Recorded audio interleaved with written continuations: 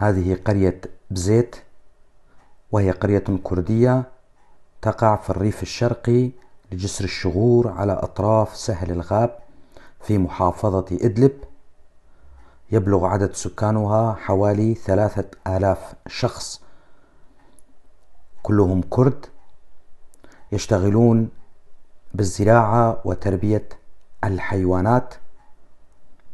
هذه المعلومات أرسلها لي أحد أبناء ريف جسر الشغور الشرقي، وأنا ألقيها بصوتي. أنا علي عبد الله كولو من منطقة درباسية، وأتمنى كما يتمنى كل الكرد الناطقين بالكردية أن يتحدث أهلنا ويتعلمون لغتهم الكردية في جسر الشغور، وأن يعلموها لأولادهم ويسموا أولادهم بأسام كردية، فلغتنا الكردية هدية من الله مثل باقي اللغات، وعلينا أن نتعلمها.